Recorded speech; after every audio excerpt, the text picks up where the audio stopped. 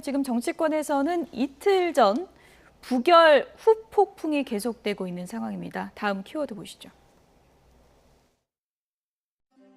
폐관 돌리면서 쭉 만났거든. 윤땡땡 의원하고 김땡땡 의원 전남 쪽하고 라고 의원들의 실명을 직접 말하는 통화 녹음 등 돈 봉투의 조성 살포 과정이 마치 생중계되듯이 녹음되어 있습니다.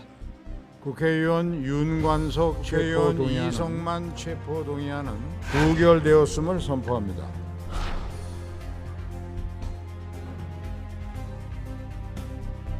돈 봉투를 받은 것으로 지목되는 약 20명의 민주당 국회의원들이 여기 계시고 표결에도 참여하시게 됩니다. 공정하지도 공정해 보이지도 않습니다. 사실 그 장관으로서 할 수 있는 발언의 선을 넘어선 거라고 봅니다. 다분히 감정적인 발언이었고요. 그 20명에 어떤 사람이 들어가는 겁니까? 민주당 의원들 그러면 뭐 지금 현재 170명 가까이 있는데 그 사람들을 다 잠재적 범죄자 취급을 한 셈이 되는 거거든요. 계산된 발언인가? 라는 생각이 들 정도로 상당히 자극적인 발언을 하지 않았습니까? 국회를 대표하는 의원들에게도 좀 예의가 있어야 되는 건데 어떻게 보면 다 그냥 범죄 집단 하에서 발언하는 모습이 그걸 넘어선 거 아니냐 이런 생각이 좀 들 정도였던 거죠. 저한테 왜 그랬어요? 말해봐요. 저한테 왜 그랬어요? 넌 나에게 모욕감을 줬어요. 한동훈 장관이 고도로 계산된 정치적인 발언 때문에 모욕감을 느꼈다는 의원들이 많았습니다. 진짜 이유를 말해봐요. 저 진짜 생각 많이 해봤는데 저 정말 모르겠거든요. 말해봐요. 모욕감을 느껴서 방탄을 한 거다라는 취지로 민주당의 대변인께서 말씀하신 것 같더라고요. 그런 거 말고 진짜 이유를 말해보시라는 말씀드립니다. 이러라고 불체포 특권이 있는 건 아니라고 생각합니다. 민주당의 거듭된 방탄에 대해서 국민들께서 모욕감을 느끼실 거라고 생각합니다. 모욕감을 느꼈다. 진짜 이유를 말해보시라.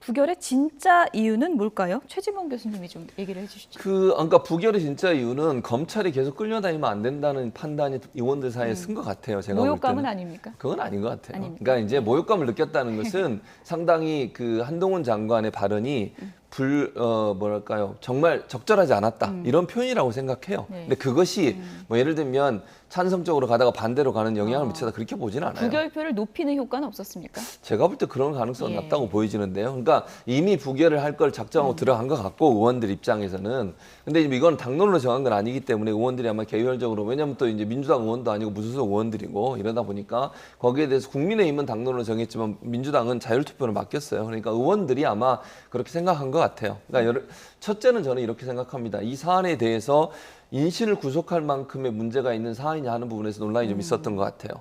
그러니까 물론 두 분 입장에서야 여러 가지 구명운동을 하러 다녔겠죠. 의원들 만나서 제발 반대표 던져달라. 내가 뭐 성실히 수사 받겠다. 왜냐면 이게 불체포 특권이 통과가 안 됐다고 해서 수사를 안 하는 거 아니잖아요. 재판도 받는 거예요. 수사는 진행이 되면 인신을 구속할 거냐 말 거냐를 결정하는 문제이기 때문에 그 사안까지 가는 문제 안에서는 좀 의견이 달랐던 것 같습니다. 왜냐하면 이게 물론 돈 봉투를 전달했다고 하면 그 전달된 자체가 잘했다고 볼 수 없어요. 분명히 잘못된 부분이고 비판받아 마땅합니다.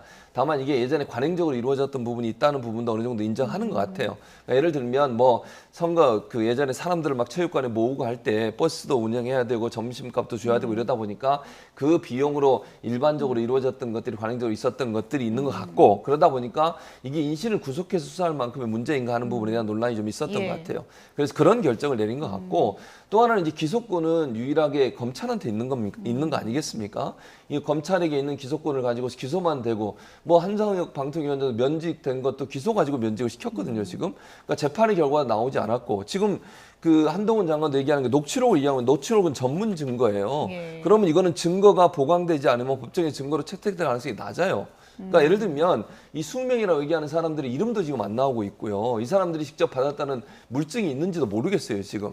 그러니까 녹취록에 나온 내용만 가지고서 이렇게, 그러니까 녹취록에 나온 내용이 좀 과장할 수도 있는 것이고, 녹취를 하는 사람이 어떤 과정에서 녹취를 했는지도 봐야 될 것이고, 여러 가지 이제 상황들을 봐야 되면 그 녹취록의 내용은 다른 증거로 물증으로 확보가 돼야 되는데 그게 아직 안 된 상태로 보인다는 거죠.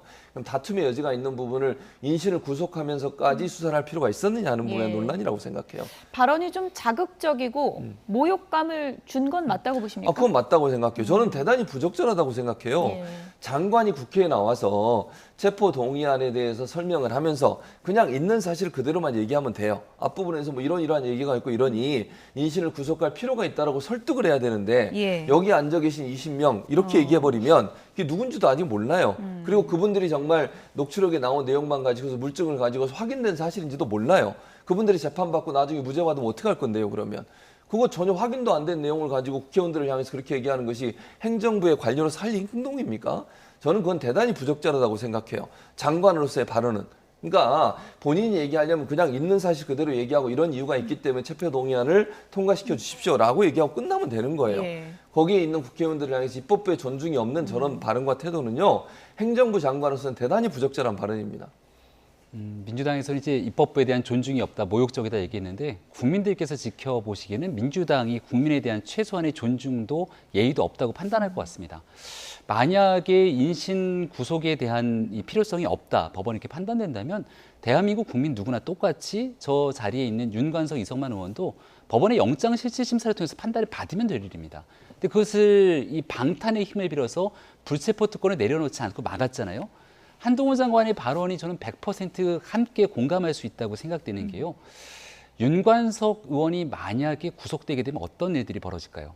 윤관석 의원은 이정근의 녹취록을 통해서 드러난 바 있는 것처럼 돈 봉투에 대한 전달자입니다. 돈을 전달한 사람이기 때문에 윤관석 의원이 어떤 증언을 하는지에 따라서 돈 봉투를 전달했다고 나와 있는 그 녹취록처럼 그 내용이 실질적으로 입증될지 아닐지에 대한 기로에 서 있게 되는 거죠. 예. 그 녹취록이 나왔을 것으로 우리는 지금 현재까지는 여기에 대한 피의사실 공표 등의 문제 때문에 사람들에 대해서 언급을 하고 있지 않습니다만 국회의원 여러 사람들이 받을 것으로 추정되고 있는 그들이 저 자리에 앉아서 표결하게 된다면 이해충돌 문제에 확실하게 걸려있지 않겠습니까? 국민들은 녹취록을 들었기 때문에 여기에 대한 의구심이 커지고 있고요. 그럼 민주당 의원들이 해야 될 일들은 이런 녹취록 때문에 국민의 우려가 있는 걸 잘 알고 있습니다. 따라서 여기에 대한 우리의 불체포 특권 다 내려놓고 법원의 판단을 통해서 검찰의 수사가 무리한 수사인지 여기에 대한 예. 법원의 판단을 구하겠다고 얘기하면 될 일인데 끝끝내 방탄으로 부결을 시켰던 민주당의 모습을 보니까 한 장관의 얘기가 진실에 매우 가깝구나라는 예. 생각입니다. 그런데 민주당의 반응을 보면 보통은 이제 친명과 비명이 좀 엇갈리게 마련인데 한동훈 장관의 발언에 대해서는 조홍천 의원도 유튜버 발언 같았다 이렇게 지적을 할 정도로 민주당을 좀 자극했다는 평가가 대부분인 것 같거든요. 좀 부결표를 자극했다 이런 평가는 어떻게 보세요? 근데 어제 오늘 일은 아니지 않습니까? 예. 한동훈 장관이 나와서 했던 발언이라든지 그리고 태도에 대한 측면에 있어서는 민주당은 너무 이제 그 장관으로서 해야 되는 중립성을 넘어서고 있다고 얘기를 하는데 과거에 있었던 추미애 전 장관이 국회에 나와서 했던 소설 쓰신 애 등에 대한 발언들을 비교해 보게 된다면 이제 발언에 대한 강도는 조금 높을지 모르겠지만 있지도 않은 말을 꺼내서 이른바 국회를 자극하고 모욕 주는 그런 상태의 추 장관과는 훨씬 더 대비되는 측면이 저는 있다고 봅니다. 일단 민주당 내에 한 장관에 대한 이 포비아 현상들이 있는 것들은 분명해 보이고요. 지금 나타나 있는 의혹들이 윤관석, 이성만 의원을 넘어서 자신들에게까지 오지 않는다 이렇게 생각하게 된다면 예. 지은 죄가 없으면 두려워할 일은 없는 것 아닙니까? 예. 조홍천 의원 발언 지금 그래픽으로 나가고 있는데 이런 얘기를 그때 흘렸어요.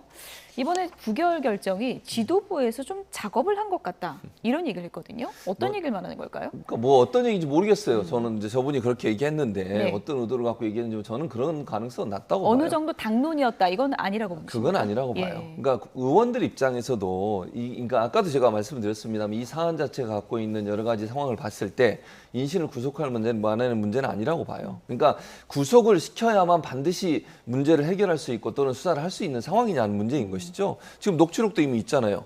중요한 건 검찰이 이 녹취록을 근거로 해서 증거를 찾아내서 녹취록을 보강을 해야 돼요. 예. 그건 검찰의 역할인 거잖아요.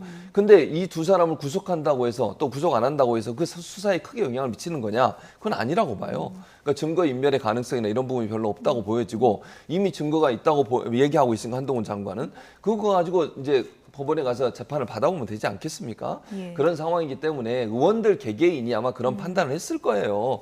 이게 과연 인신 구속을 할 만큼의 문제 있는 것이냐 하는 부분에서 논란이 있는 부분이 있는 것이고, 또 검찰이 저렇게 기소권을 가지고서 국회를 흔들고 국회의원들의 저렇게 모욕적인 발언을 하고 이런 부분들이 사실은 오랫동안 쌓여 있는 부분도 있다고 생각해요. 예. 저런 식으로 나와서 만약에 지금 만약에 기소권을 가지고서 불체포 특권이나 이걸 계속 가지고 국회에 와서 저렇게 공격하고 흔들어대면 민주당에 대한 부정적 이미지를 만들어내는 전략적인 부분도 있다고 저는 보여지거든요. 예. 그런 부분들에서 의원들이 끌려다니면 안 된다고 하는 판단도 섰을 가능성이 있다고 생각합니다. 비명계 일각에선 이런 의혹도 제기를 합니다. 한동훈 장관의 지금 셈법은 부결이었다. 그래서 방탄정당 이미지를 고착화시키려는 것이었는데 민주당이 이것에 말려든 거 아니냐 이런 의혹을 또 제기하기도 하더라고요. 앞서 설명드린 것처럼 한동훈 장관은 시종일관 비슷한 태도로 일관해서 행동을 합니다.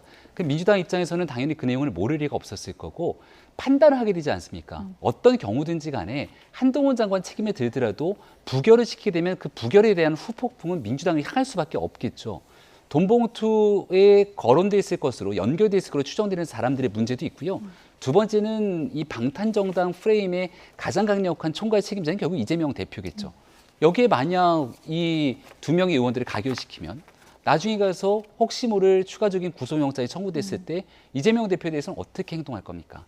그러니까 결국은 이재명 대표를 비롯돼 있는 이 사법 리스크 속에서 민주당이 다 같이 얽혀져 있기 때문에 방탄정당이라고는 오명을 비껴갈 수 있는 유일한 마지막 그 변명 하나가 한동훈 장관을 끌어들이는 것 같은데 예. 한동훈 장관 이야기로 아무리 변명을 한다 하더라도 부결 정당으로 이미 굳어져 버린 민주당의 현재 이미지를 바꾸기는 어려울 거라고 봅니다. 예, 기승전 한동훈 책임론이냐 국민의 목소리도 잠시 듣고 오겠습니다.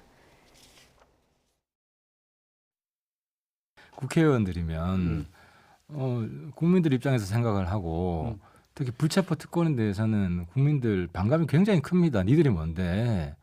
그러면 특권을 폐지하는 쪽으로 생각을 하고 표결을 해야지. 그걸 한동훈 미우니까 나는 한동훈이 이야기하는 거 반대하는 방향으로 찍을래. 이게 딱 꼰대 마인드죠. 민주당 의원들이 부결을 시키고 나서 항상 부결의 명분이 필요하잖아요. 부결의 명분을 사실은 그 워딩으로 부결의 명분을 삼고 그 워딩이 결국 우리를 자극했기 때문에 갑자기 마음이 돌아서서 부결이 됐다. 변명 자료를 삼는 거죠.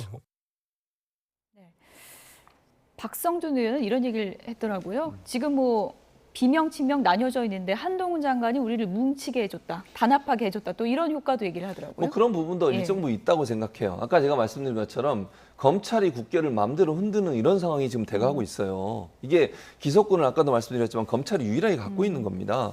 그 기소권을 가지고서 국회에 의원들에 대해서 수사를 하고 수사하는 내용에 대해서 건건히 이렇게 체포동의안을 보내는 거. 예를 들면 불구속 상태에서 수사가 가능한 상황에도 불구하고 구속영장을 계속 청구하면 저렇게 하는 이유가 뭐겠어요. 방탄국회 만들었다고 비판하고 그 민주당이 뭐 비리 정당인 것처럼 이미지 만들고 그런 전략적 선택도 저는 있다고 보여져요.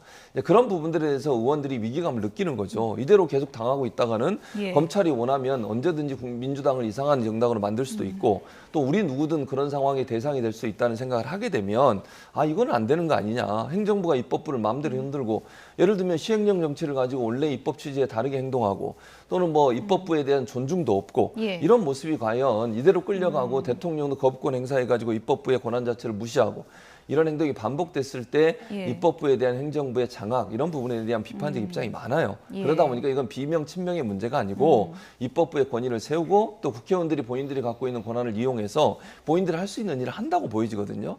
그래서 지금 저는 아까 말씀하신 것처럼 두 비명 친명의 분위기가 아니라 입법부의 권한에 대한 행정부의 어떤 도전 또는 어떤 강압, 어떤 장악 이런 프레임에 대해서 반감을 가진 부분에 대한 결과가 아닌가 이런 생각이 듭니다. 끝으로 간략하게요. 그럼 지금 배경을 설명해 주신 걸 토대로 하면 뭐 몇 달 있다가 혹시나 이재명 대표에 대한 추가 구속영장이 청구될 시에 민주당의 방침은 이미 서 있다 이렇게 판단해도 되는 겁니까? 그러니까 방침은 이미 서 있다는 표현보다는 예. 저는 그게 일반적으로 민주당 내에서 보여지기는 물론 비명 중에 몇 분은 좀 반대 입장을 갖고 있을 수도 있지만요.